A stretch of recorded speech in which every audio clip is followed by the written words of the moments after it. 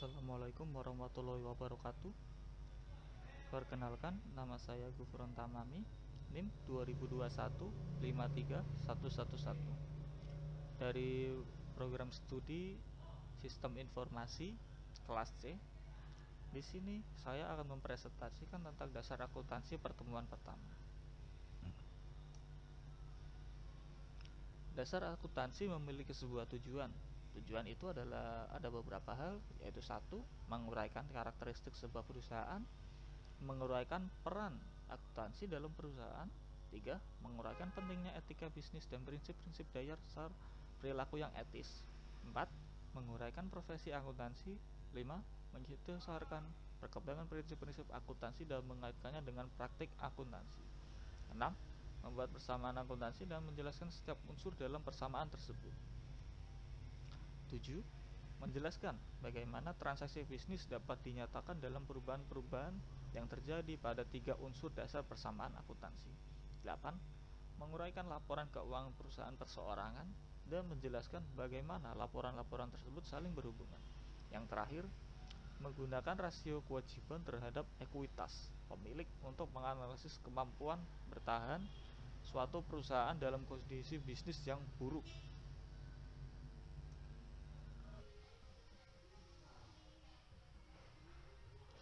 Perusahaan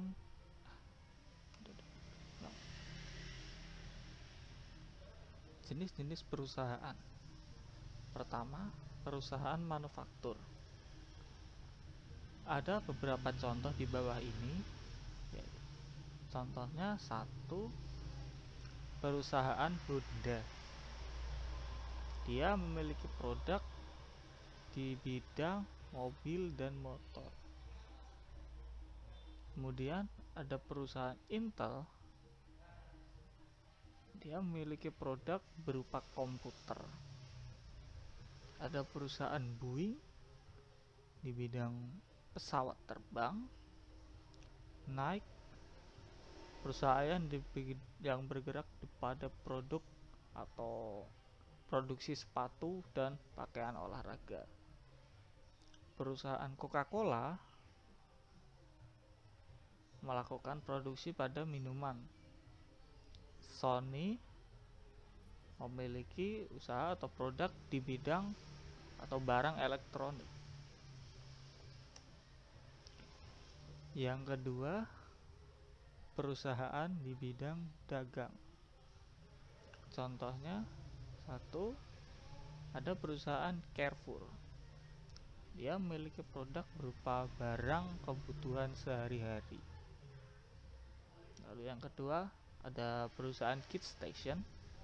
Dia memiliki produk berupa mainan.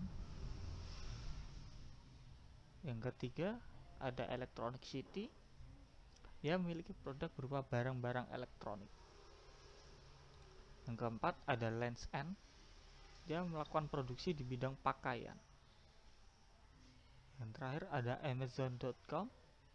Dia melakukan produk dagang pada hal buku, CD, dan produk-produk lainnya melalui internet secara online.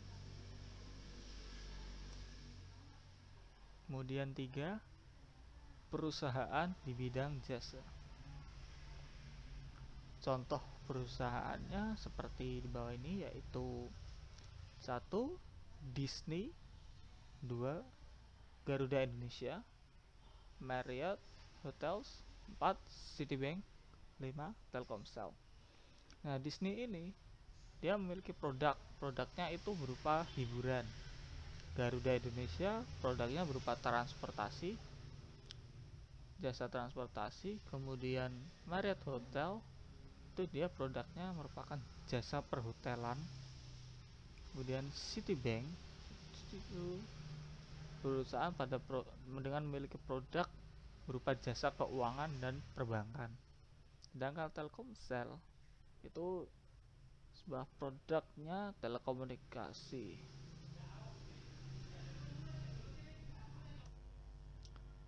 Ada tiga jenis organisasi perusahaan, yaitu yang pertama, perusahaan perseorangan, kedua, perusahaan persekutuan, Tiga, korporasi atau perseroan terbatas atau lebih dikenal dengan PT. Perusahaan perseorangan. Perusahaan perseorangan adalah perusahaan yang dimiliki oleh perorangan individu. Keunggulannya adalah kemudahan pengaturan karena hanya dilakukan oleh satu pemilik saja atau satu individu. Biaya pengelolaan yang rendah. Kita bisa memulai dengan biaya nol untuk mendirikan suatu perusahaan ini. Kelemahannya, sumber daya keuangan kita yang terbatas karena sumber modal hanya berdasar dari satu orang individu. Kedua, yaitu kewajiban yang tidak terbatas. Kewajibannya ini maksudnya adalah karena kalau perusahaan ingin maju, maka pegawainya harus sangat rajin sehingga bisa maju. Begitu pula sebaliknya. Jika tidak rajin, kemungkinan perusahaan akan merosot dan mengalami kebangkrutan. Seperti contoh di bawah ini yaitu toko Ani dalam perusahaan perseorangan didirikan oleh satu orang.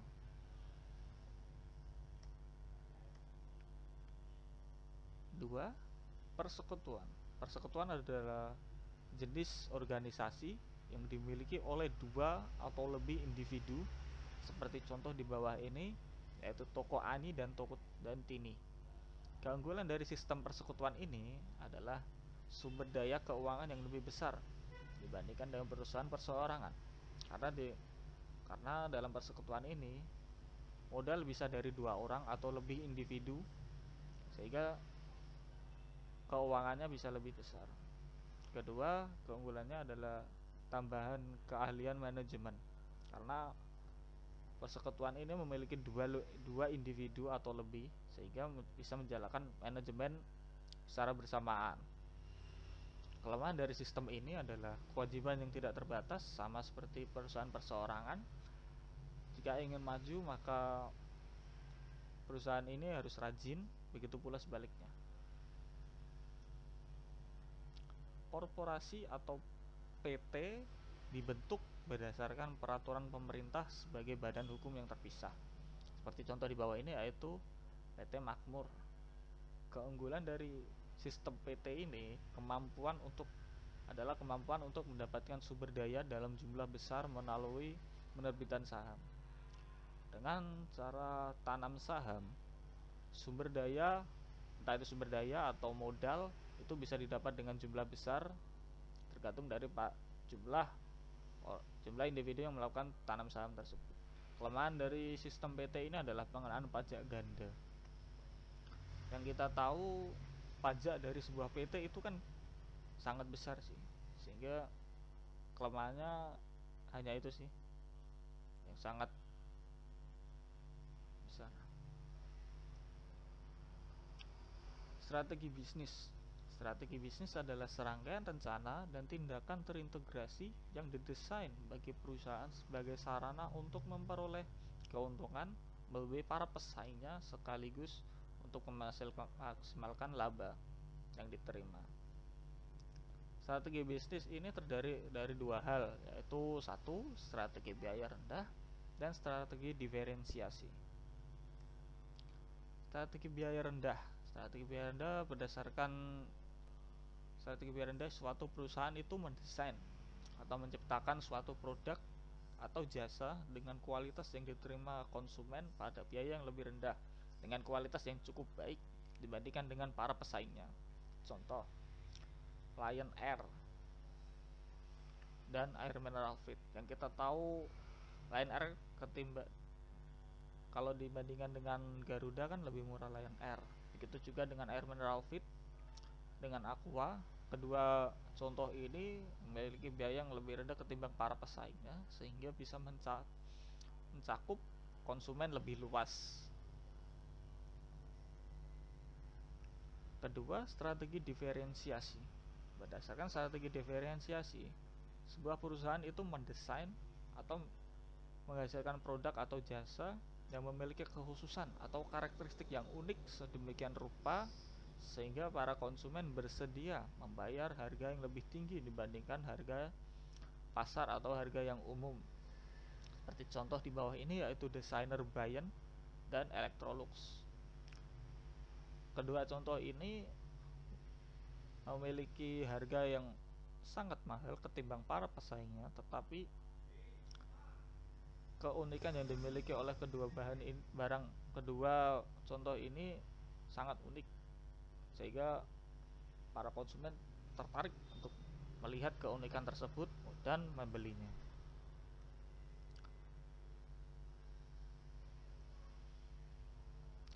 Rantai nilai sebuah perusahaan.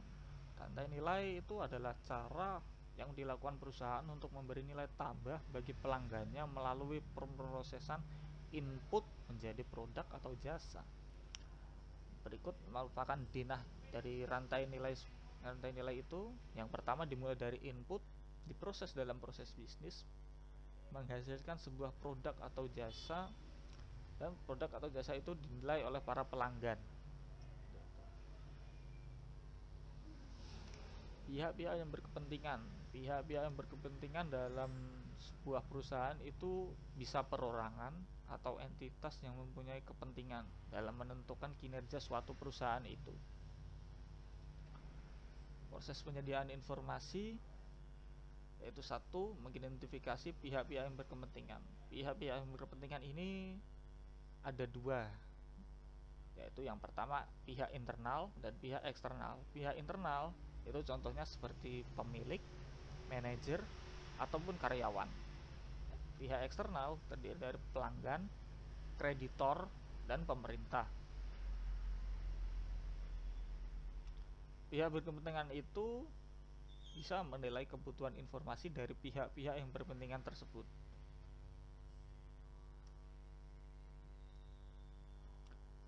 Sistem informasi akuntansi itu bisa digunakan untuk dua hal, yaitu satu, mendesain sistem informasi akuntansi untuk memenuhi kebutuhan pihak-pihak yang berkepentingan. Kedua, mencatat data ekonomi yang berkaitan dengan aktivitas dan peristiwa suatu bisnis itu. Sehingga dua hal ini bisa disediakan informasinya dengan cara menggunakan sistem informasi akuntansi itu. Nah, sistem informasi akuntansi ini bisa digunakan untuk menyusun sebuah laporan keuangan untuk pihak yang berkepentingan, entah itu pihak internal ataupun pihak eksternal, agar pihak-pihak tersebut bisa tahu laporan yang telah dibuat itu oleh suatu perusahaan.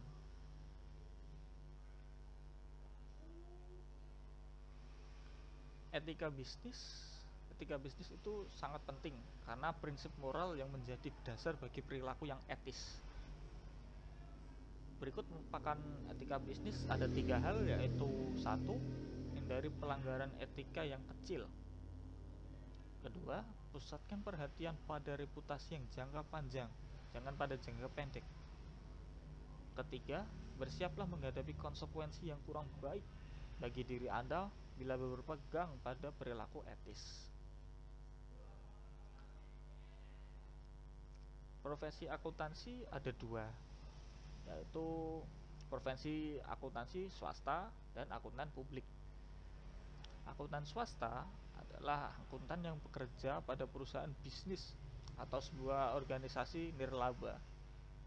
Sedangkan akuntan publik adalah akuntan dan stafnya yang memberikan jasa akuntansi berdasarkan honor yang diterima. Prinsip-prinsip akuntansi yang berlaku umum. Satu, konsep entitas usaha. Konsep ini mengharuskan agar aktivitas usaha dicatat secara terpisah dari aktivitas pihak-pihak yang berkepentingan. Dua, konsep biaya. Konsep biaya itu adalah dasar untuk mencatat harga pertukaran atau biaya akuisisi dalam catatan akuntansi. Ketiga, konsep objektivitas. Konsep ini mengharuskan agar catatan dan laporan akuntansi itu berdasarkan sebuah bukti yang objektif. Objektif yang dimaksud itu berdasarkan data yang telah dikumpulkan, sehingga catatan dan laporan ini harus sesuai dengan data yang telah diterima. Keempat, konsep unit pengukuran. Konsep ini mengharuskan data ekonomi dicatat dalam satuan mata uang. entah itu bisa dalam rupiah, bisa dalam US dollar atau euro atau sebagainya. Terima kasih. Sekian dari presentasi saya. Wassalamualaikum warahmatullahi wabarakatuh.